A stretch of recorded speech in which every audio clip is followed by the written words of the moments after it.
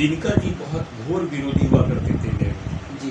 ना। वो हम लोग का समय था ना, उस वक्त हम लोग थे, हम लोगों ने हम पढ़ रहे हैं, उसको जान रहे हैं। उसके बावजूद भी जिस दिन दिनकर जी संसद में नहीं होते थे, नेहरू जी उनको विशेष तरीके से बुलवाते थे, उनके यहाँ जाते थे और बोलते थे कि आज संसद सुना था। ये था लोकतंत्र। दूसरी बात मैं आपको कहना चाहता हूँ, आपको याद होगा भारतीय जनता पार्टी शून्य पर आउट हो चुकी थी। उस समय तो आडवाणी जी और वाजपेयी जी भी चुनाव हार गए थे और उस वक्त भी कांग्रेस ने उन दोनों लोगों को चुनाव जिता करके और संसद में लेके आई विपक्ष की, ताकि विपक्ष रहना चाहिए कि भारत के इतिहास में, बिल्कुल स्पष्ट एक लाइन में बोल रहा हूँ, भारत के इतिहास में इतना कमजोर प्रधानमंत्री भारत को नहीं मिला। नमस्कार, आप देख रहे हैं विंसा मीडिया। मैं सचिन शांडिल्या सिद्धांतवादी। इस वक्त मेरे साथ मौजूद हैं जलालपुर के एक सक्रिय राजनीतिज्ञ श्री मनोज तिवारी जी, और इनसे मिल करके मैं कुछ राजनीति के विषय में चर्चा करने का प्रयास करूंगा। जो वर्तमान में देश में स्थिति चल रही है, उसी स्थिति पर चर्चा करने का प्रयास करूंगा। सर, सबसे पहले आपका स्वागत है। जी, बहुत बहुत धन्यवाद। सर, आप कांग्रेस से बिलोंग करते हैं और जहाँ तक बीजेपी वाले का सवाल है कि, या जनता का भी सवाल है कि कांग्रेस कमज़ोर हो चुकी है, कांग्रेस देश में अब सक्रिय रूप से काम नहीं कर रही है, तो इस पर आप क्या विचार बना रहे हैं, ये कहाँ तक सत्य है? देखिए, सबसे पहले विंसम इंडिया के समस्त दर्शकों को मेरी तरफ से बहुत बहुत बधाई। और जिस तरीके से आप लोग सक्रिय हैं मीडिया जगत में और बुनियादी सवालों को जिस तरीके से आप लोगों के द्वारा उठाया जा रहा है, ये शुभ संकेत है। उसके लिए आपको बहुत बहुत धन्यवाद। आपका सवाल था कि कांग्रेस कमज़ोर होती है, कांग्रेस के संदर्भ में तो उसका एक सीधा सा जवाब है, जो लोग भारतीय राजनीति को समझ रहे हैं, जो राजनीति को समझते हैं। देखिए, दल कभी ना कोई गौण होता है, ना दल कभी कोई समाप्त होता है। सत्ता और सत्ता के स्वरूप से अगर राजनीति को अगर आप परिभाषित कीजिएगा, तो हम इस बात को स्वीकार कर सकते हैं कि विगत 8 वर्षों में कांग्रेस कमजोर हुई है और कांग्रेस की कमजोरियों का परिणाम है भाजपा। कांग्रेस संगठनात्मक रूप से, कांग्रेस राजनीतिक रूप से कमजोर हुई है, इस बात को मैं स्वीकार नहीं करूंगा। उसका मूल कारण जिन लोगों ने भारतीय राजनीति को समझा है, अगर उस परिप्रेक्ष्य में अगर आप उसका विश्लेषण करिए, तो कश्मीर से कन्याकुमारी तक कांग्रेस ही एक ऐसा राजनीतिक दल है जो हिंदुस्तान के प्रत्येक गांव में है। और उसके विपरीत जो दल आज सत्ता में है, अगर उसकी उपस्थिति के लिहाज से देखा जाए, उसका मूल्यांकन किया जाए, तो हिंदुस्तान के कई ऐसे राज्य हैं जहां भाजपा कौन है, वहाँ बिल्कुल नहीं।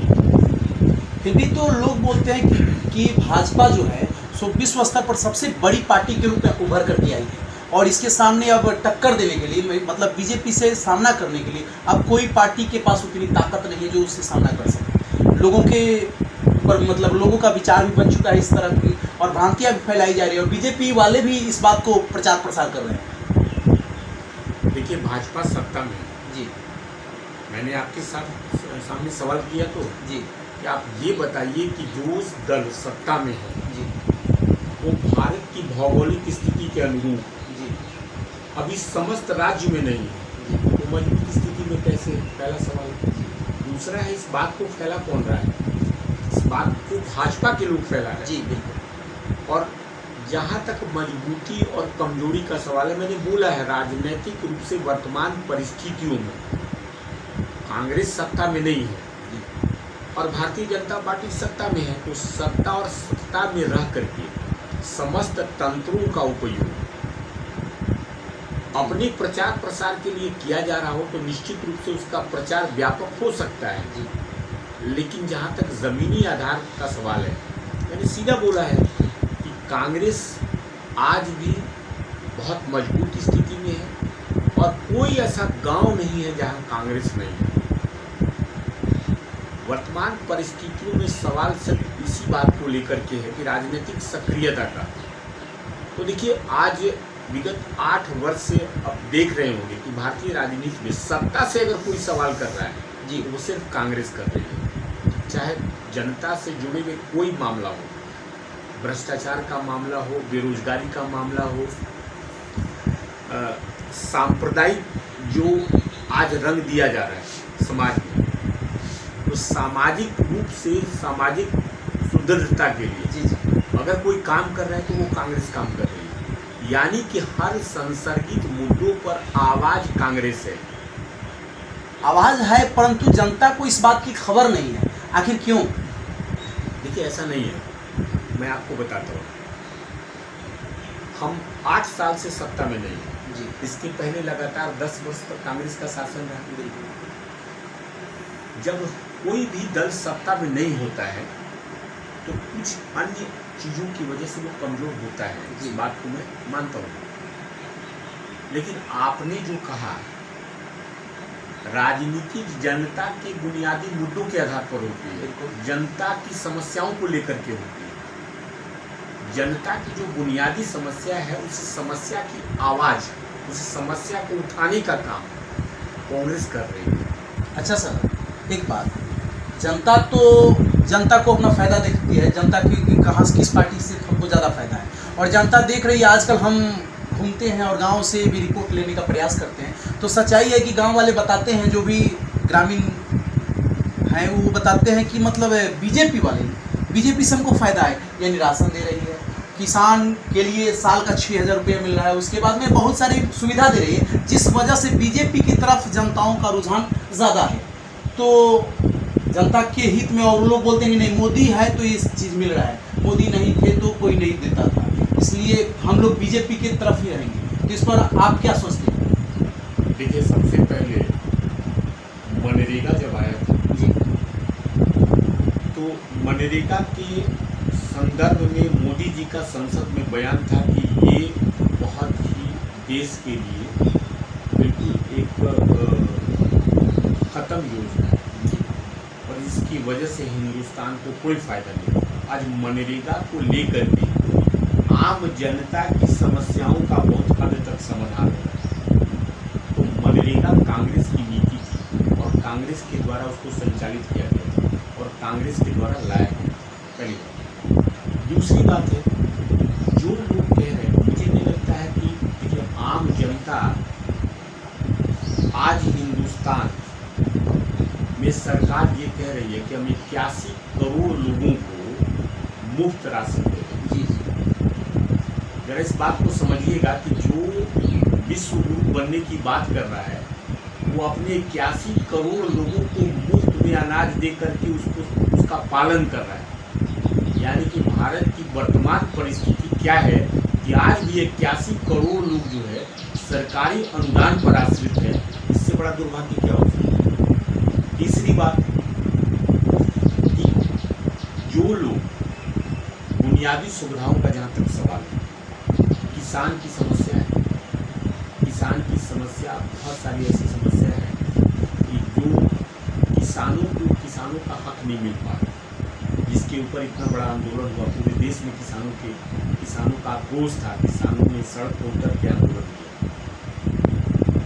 कुछ एक छोटा तबका है जो राशन ले रहा है।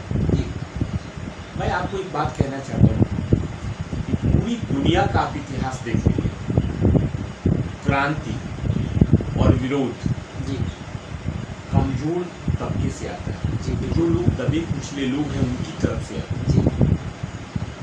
सरकार गलत मानसिकता के तहत राशन देकर के उस क्रांति को दबाने की कोशिश कर रही है, उस विरोध को दबाने की कोशिश कर रही है।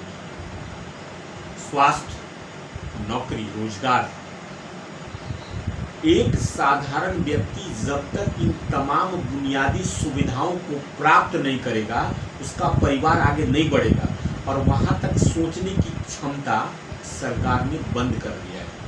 ये जनता के साथ घात है। मैं तो ये कह रहा हूँ कि विकास और विकासशील आप विकासशील देश से विकसित देश कब बनिएगा? जब आपकी सोच उम्दा हो, बिल्कुल, आपका परिवार बढ़ेगा, बिल्कुल। आपके यहाँ रोजगार के साधन मिलेंगे। इन तमाम व्यवस्थाओं को खत्म कर दिया गया है। रोजगार नहीं है, रोजगार नहीं मिलेगा। शिक्षा की समस्या है, शिक्षा इतनी महंगी हो गई है कि आम आदमी को शिक्षा नहीं मिल पाएगा। तो जब ना वो शिक्षित होगा और ना उसको रोजगार मिलेगा। ये दोनों चीज़ों को समाज की मुख्य धारा से काटने का काम ये सरकार कर रही है। और एक चीज़ मैं आपको और बोलूँगा कि जनता इस बात को बखूबी समझती है। अगर जो लोग ये समझ रहे हैं कि जनता ऐसा बोल रही है, वो स्वयं भ्रम में है। जनता इस बात को बहुत अच्छे से तरीके से समझ रही है। हमारा प्रयास है जी, देखिए, विरोध और सकारात्मक विरोध दोनों बहुत फर्क है। कांग्रेस सकारात्मक राजनीति में विश्वास करती है। क्या कारण है? 8 वर्ष से हम सत्ता में नहीं है, उसके बावजूद भी कांग्रेस और कांग्रेस के लोग सड़क पर उतर करके सरकार का विरोध कर रहे हैं। ये जीवंतता होती है किसी राजनीतिक दल की, और ये पूंजी सिर्फ कांग्रेस के पास है। और हमको विश्वास है कि हम चूंकि अंतःमन से लोगों की बुनियादी बातों को लेकर के आवाज़ उठा रहे हैं, तो जनता को कांग्रेस पर भरोसा है। इसका परिणाम है, देखिए, कई ऐसे राज्य हैं, भाजपा कहती है कि कांग्रेस कहीं नहीं है। मुझे लगता है कि शायद भाजपा अपना असफल प्रयास कर रही है लोगों को दिग्भ्रमित करने का। कर्नाटक का चुनाव होगा, मध्य प्रदेश का चुनाव होने वाला है, इसके पहले चुनाव हुआ, हिमाचल प्रदेश का चुनाव हुआ, 6 आपका उपचुनाव हुआ। उस उपचुनाव में 3 में भाजपा जहाँ थी वहाँ से हार गई, और हिमाचल में उसकी सरकार थी, वहाँ से हार गई। कुछ मोदी मीडिया के द्वारा कुछ लोग जो इस चीज़ से सरकार की चाटुकारिता करते हैं, उन लोगों के द्वारा इस सरकार को सहयोग किया जा रहा है गलत दुष्प्रचार में। अन्यथा हकीकत यही है कि भाजपा हारी है। लोगों का विश्वास भाजपा के प्रति कम हुआ है और कांग्रेस के प्रति विश्वास बढ़ा है। तभी तो राज्य में कांग्रेस चुनाव जीतती है और उपचुनाव में भी कांग्रेस जीतती है। जिस पश्चिम बंगाल में 30 वर्ष से इस सीट पर कांग्रेस हारते आई है, उस सीट पर कांग्रेस का विधायक जीता है, तो इस बात का परिचय है कि लोगों का विश्वास कांग्रेस की तरफ बढ़ रहा है। और लोकतंत्र में सत्ता जाती है।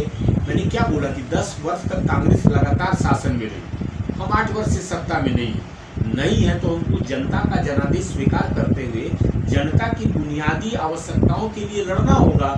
सड़क पर उतर कर हम लड़ रहे हैं। अब तो ऐसा हो गया सर, अब तो कांग्रेस के जो प्रधानमंत्री के उम्मीदवार थे भावी राहुल गांधी जी, उनकी भी सदस्यता खत्म हो गई है और उनको लोकसभा की सदस्यता खत्म करके उनका जो बंगला मिला उनको बेदखल कर दिया गया। इस पर क्या विचार बनता है आपका?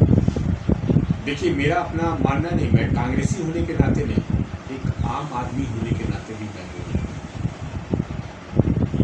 राहुल गांधी विगत 8-10 वर्ष जब से वो सांसद हैं, मैं एक बात कह सकता हूँ जी, राहुल गांधी ने कभी सत्ता की राजनीति नहीं की। उसका उदाहरण बताता हूँ।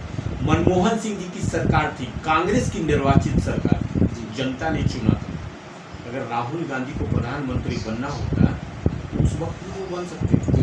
लेकिन कांग्रेस की तरफ से तो प्रधानमंत्री के उम्मीदवार वही है ना।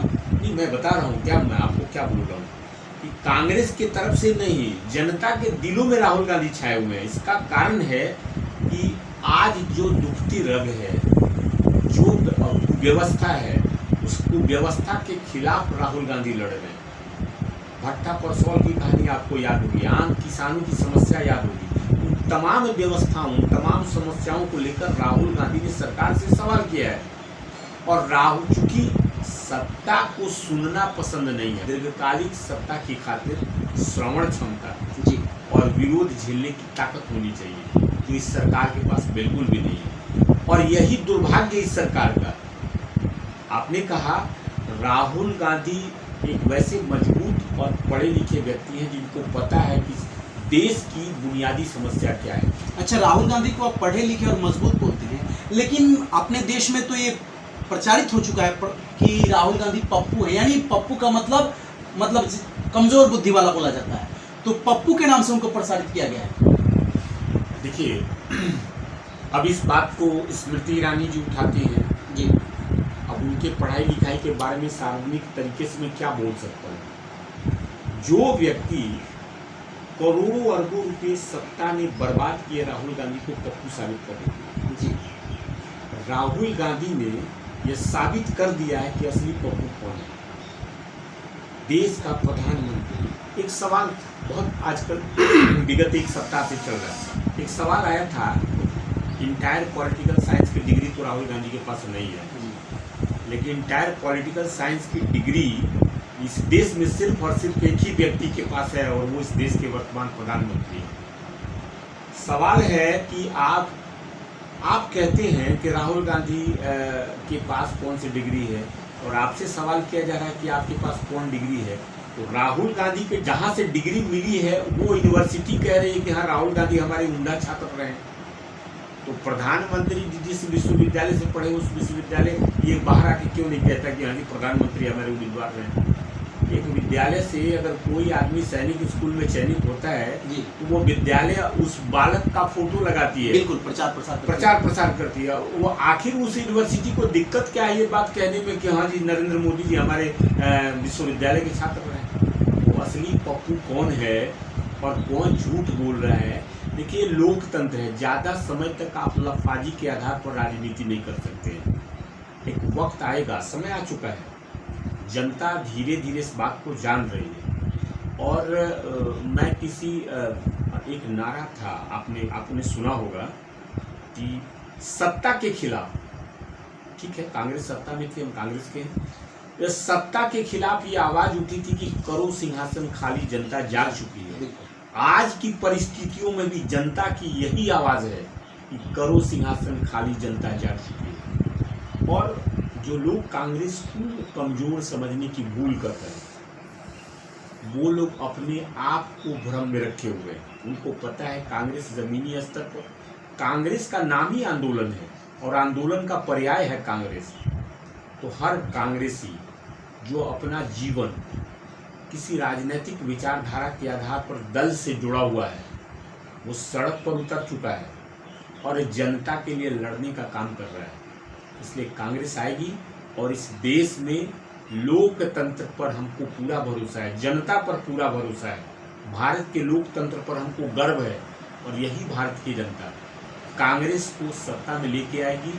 और जो लोग नकारात्मक और समाज को बांटने का काम कर रहे हैं उनको हाशिए पर ढकेलेगी और वो लोग सत्ता से बाहर होंगे। अच्छा एक बात बताइए, आपके जो नेता है राहुल गांधी जी, अभी तो उनको न्यायालय का जो आदेश है उसका पालन करना पड़ेगा, तो क्या आपको उम्मीद लग रहा है कि अगली बार चुनाव के बाद तो बड़ी हो जाएंगी? निश्चित रूप से लोकतंत्र, देखिए न्यायपालिका पर पूरा भरोसा है हमको जी, और न्यायिक प्रक्रिया सबके लिए बराबर है जी। राहुल गांधी जी की सदस्यता कैसे गई, जो आज तक आपने सुना है कि कंप्लेनेंट इस केस में बहुत सारी गलतियां हैं। पहली बात है कि कोर्ट ये देखता है प्लेस ऑफ ऑकरेंस, ठीक है, और कंप्लेनेंट कौन। ये सारी चीज़ों को अगर आप ध्यान से देखिए तो राहुल गांधी कर्नाटका में भाषण देते हैं और केस होता है सूरत गुजरात में। दूसरी बात है कंप्लेनेंट जो है उसके ऊपर राहुल गांधी की कोई टिप्पणी नहीं। तो कंप्लेनेंट जो कंप्लेन कर रहा है गलती तो वही है कि जब हम आपके ऊपर कोई टिप्पणी नहीं कर रहे हैं तो मानहानि का मुकदमा आपके द्वारा कैसे दायर किया जाएगा। अभी तो आदेश मिला ना कोर्ट से। नहीं, मैंने क्या बोला कि कोर्ट से जो आदेश मिला है वो न्यायिक प्रक्रिया के तहत, और न्यायिक प्रक्रिया के तहत हमको भी जाना है। हमारा भी तो यही सवाल है, डिफामेशन का मामला तब बनेगा ना जब किसी व्यक्ति को डिफेम करने की उस व्यक्ति विशेष को कोशिश की गई।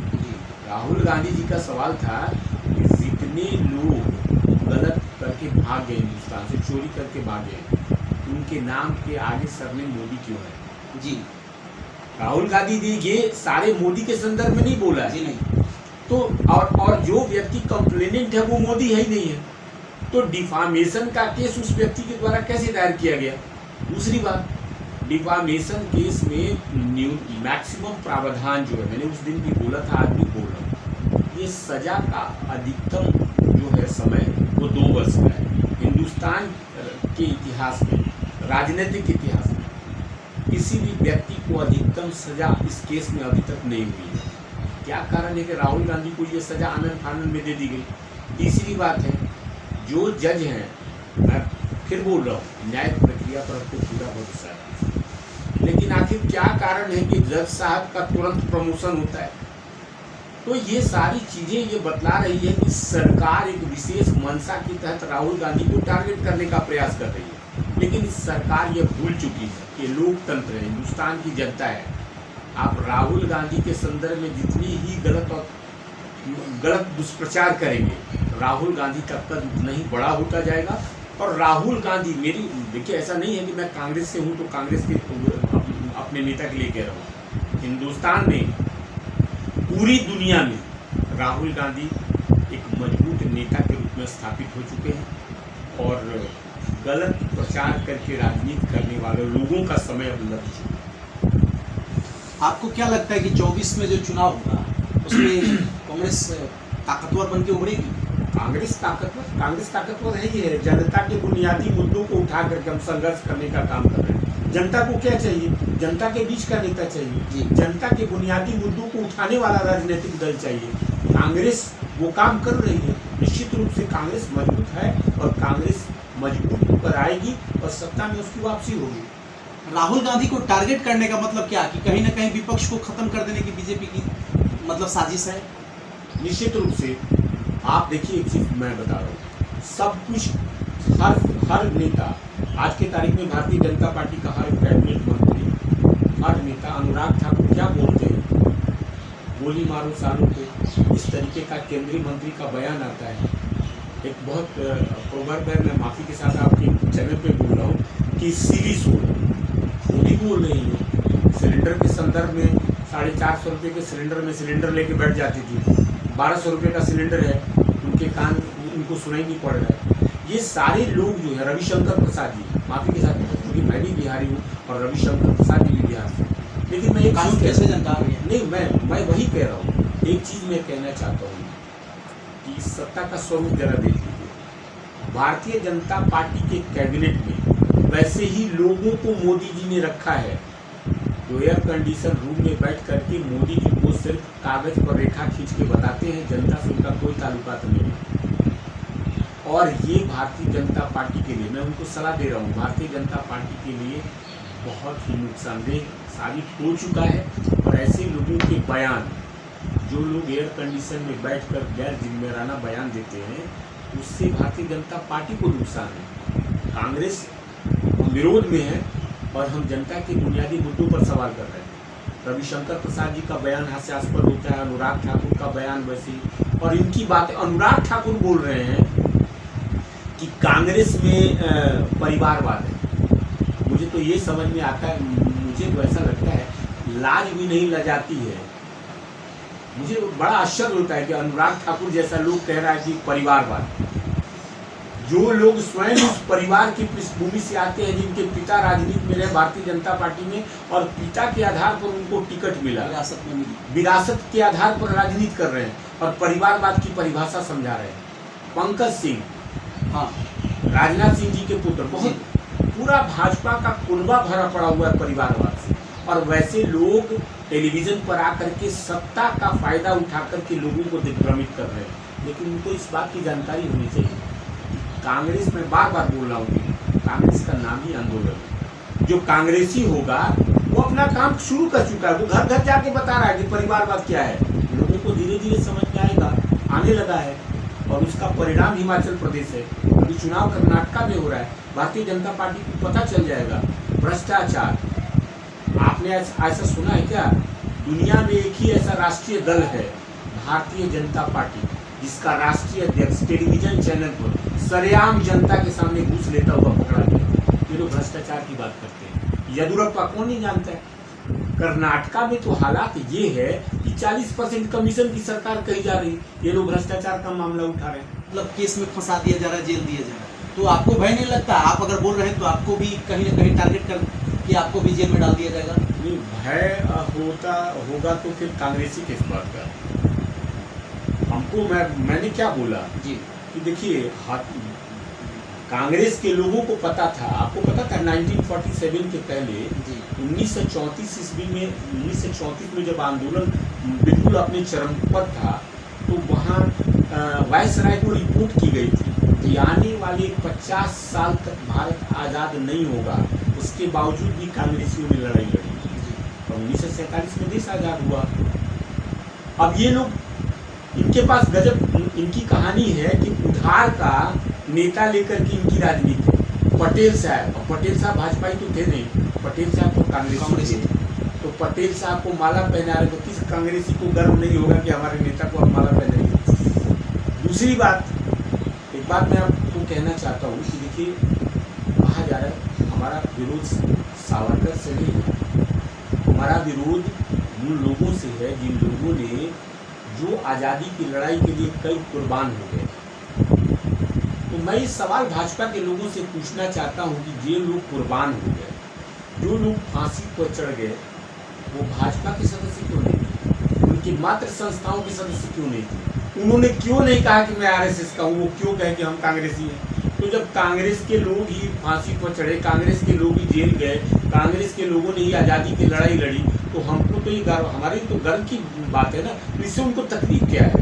और रही बात, एक सवाल आपके चैनल के माध्यम से मैं उन तमाम लोगों को भाजपाई से पूछना चाहता हूँ कि स्टिंग टू द पोस्ट किसने लिखा था?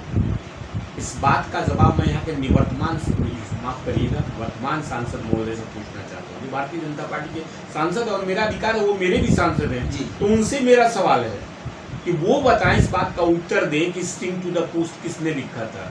और स्टिंग टू द पोस्ट लिखने वाला व्यक्ति देश का हिमायती कैसे हो सकता है और देश के लिए वफादार कैसे हो सकता है? और जो लोग इस तरीके के गलत चीज़ों को लिख करके अगर वफादार हैं, तो आप बताइए कि ये देश हित का मामला है, राष्ट्रवाद है, और इस देश के साथ विश्वासघात है। अच्छा, अभी सरकार विपक्ष को टारगेट करके, विपक्ष मतलब सरकार की ये साजिश है कि मतलब विपक्ष को दमन कर दिया जाए। राजनीति से हटके मैं बात कर रहा हूँ, कहीं ना कहीं लोकतंत्र में विपक्ष का न होना कहाँ तक मुनासिब है? देखिए, इस आपके प्रश्न में आपका जवाब है जी। आपको याद होगा एक समय था कि जब दिनकर जी बहुत घोर विरोधी हुआ करते थे नेहरू जी। ना वो हम लोग का समय था, ना उस वक्त हम लोग थे, हम लोगों ने हम पढ़ गए, उसको जान गए। उसके बावजूद भी जिस दिन दिनकर जी संसद में नहीं होते थे, नेहरू जी उनको विशेष तरीके से बुलवाते थे, उनके यहाँ जाते थे और बोलते थे कि आज संसद सूना था। ये था लोकतंत्र। दूसरी बात मैं आपको कहना चाहता हूँ, आपको याद होगा भारतीय जनता पार्टी शून्य पर आउट हो चुकी थी। उस समय आडवाणी जी और वाजपेयी जी भी चुनाव हार गए थे, और उस वक्त भी कांग्रेस ने उन दोनों लोगों को चुनाव जिता करके और संसद में लेके आई, विपक्ष की, ताकि विपक्ष रहना चाहिए। और आज विपक्ष जो लोग सत्ता में हैं, उनका एक ही नारा है, विपक्ष को कांग्रेस मुक्त भारत, यानी कि विपक्ष मुक्त भारत। तो जो जिनको समझ लोकतंत्र के संदर्भ में इतना व्यापक है, उनसे हमारी उम्मीद हो सकती है कि वो राष्ट्र की बात करेंगे और राष्ट्रवाद की बात करेंगे, राष्ट्रवाद के संदर्भ में सोच रहे हैं। ऐसे लोग देश के लिए कलंक है। और मैं पूरी जनता के सामने, हम लोग आवाज़ उठा रहे हैं, हम लोग घर घर जाएंगे, हम सीधे एक बात कह रहे हैं कि जनता के बुनियादी मुद्दों को देश हित में आप सही राजनीतिक व्यक्ति का चयन करिए। और आज इस देश को और इस देश के विकास की खातिर, इस देश को विश्व गुरु बनने के लिए बातों से विश्व गुरु बनना नहीं होगा, अभी तो काम करना होगा। मोदी जी के बारे में तो पता है, 56 इंच का सीना है, वो शेर के समान दहाड़ते हैं तो विदेश डर जाता है। देखिए, अब सोशल साइट का ज़माना है, बिल्कुल, मीडिया बहुत एक्टिव है, पूरी दुनिया में कम्युनिकेशन के माध्यम बहुत सरल है। आप एक बात बताइए, अपने मुंह से अपनी प्रशंसा कर रहे हैं और लोगों के द्वारा प्रशंसा कर रहे हैं, दोनों में बहुत फर्क है। बिल्कुल। आज दुनिया में भारत की स्थिति क्या है, इस बात को मैं बेहिचक आपको कह रहा हूँ। ये हमारे देश के लिए दुखद है, हम भारतीय हैं और हमको दुख होता है कि आप एक बात बताइए कि जो श्रीलंका हमारा पड़ोसी राष्ट्र, बांग्लादेश हमारा पड़ोसी है, पाकिस्तान हमारा पड़ोसी है, नेपाल हमारा पड़ोसी है, ये तमाम पड़ोसी से हमारे संबंध अच्छे नहीं हैं। उसका कारण है आपकी विदेश नीति जो है बिल्कुल सही नहीं है। अगर आपकी विदेश नीति पर आपकी पकड़ होती और आप अंतर्राष्ट्रीय स्तर पर अपनी ताकत का पहचान कराते तो श्रीलंका का हम्बा टोटा बंदरगाह चाइना को नहीं जाता। सवाल ये है मोदी जी से। दूसरी बात ये है कि आप कह रहे हैं आप वैसे प्रधानमंत्री हैं, लोग दुनिया का सबसे विशालतम लोकतंत्र है और भारत की एक ताकत थी। हम ठीक है, हम चाइना से युद्ध हार गए थे, लेकिन हमने चाइना को करारा जवाब दिया था। चाइना को हर अंतर्राष्ट्रीय मंच पर हमने अपनी बात उठाई थी। आपका कई पिलर ध्वस्त कर दिया गया। आपके कई ऐसे पोस्ट थे जो है जिसको बफर पोस्ट घोषित कर दिया गया और आप कहने की हिमाकत नहीं रखते। आप लोगों को दिग्भ्रमित कर रहे हो। किसको दिग्भ्रमित कर रहे हैं? अपने ही लोगों को दिग्भ्रमित कर रहे हैं कि चाइना का इंक्लूजन नहीं हुआ था, चाइना अंदर नहीं आया था और पूरी दुनिया और चाइना और भारत, वहाँ जो लोग हैं वो ये कह रहे हैं कि चाइना अंदर घुसा है। चाइना ने हमारे कई पोस्ट को बफर पोस्ट कर दिया, उस पर आक्रमण किया, उसको अंदर तक खदेड़ा गया और उसके बावजूद भी आवाज़ उठाई जा रही है तो आप अपने मुँह मियाँ मिट्ठू बन रहे हैं। तो ये सारी चीज़ें मोदी जी की कमजोरी को दर्शाता है। और दरअसल क्या है, मोदी जी कमजोर दिख रहे हैं आपको? नहीं, मैंने आपको बोला तो कि भारत के इतिहास में बिल्कुल स्पष्ट एक लाइन में बोल रहा हूँ, भारत के इतिहास में इतना कमजोर प्रधानमंत्री भारत को नहीं मिला। मोदी जी कमजोर प्रधान? मैंने बोला तो उसका जवाब दिया कि भारत के राजनीतिक इतिहास में मोदी जैसा कमजोर और मोदी जैसा कमजोर प्रधानमंत्री भारत को नहीं मिला अभी तक। बिल्कुल। देखिए, जैसा कि आप सुन रहे थे, ये कांग्रेस के नेता श्री मनोज तिवारी जी हैं और इन्होंने बखूबी अपने ढंग से बहुत अच्छे तरीके से सच्चाई को मेरे चैनल के माध्यम से आप तक पहुंचाने का प्रयास किया। और ये बात सत्य है, चाहे सत्ता किसी का भी, पक्ष का हो या विपक्ष को, ये परिवर्तन ही संसार का नियम है, फिक्स है। जो सत्ता में रहते हैं कभी वो विपक्ष में जाते हैं, जो विपक्ष में रहते हैं कभी सत्ता में आते हैं, यानी पक्ष और विपक्ष की भूमिका होती रहती है। परंतु आप सभी को ये बात हमेशा याद रखना चाहिए कि सत्ता में यानी सदन में विपक्ष का न होना लोकतंत्र के लिए बहुत बड़ा खतरा है और ये सदन के लिए प्रश्न चिन्ह खड़ा करता है। और आप सभी को ये सोचना चाहिए कि चाहे सत्ता किसी का भी बने, विपक्ष की भूमिका होनी चाहिए। और आज देख लीजिए, विपक्ष को ही दबाने का प्रयास किया जा रहा है। तो सच्चाई क्या है आप खुद समझ सकते हैं और समझ करके कमेंट कीजिएगा कि हमारा प्रयास कैसा रहा। हम कुछ सच्चाई आप तक पहुंचाने का प्रयास किए। आप देख रहे हैं विंसम इंडिया। जय हिंद।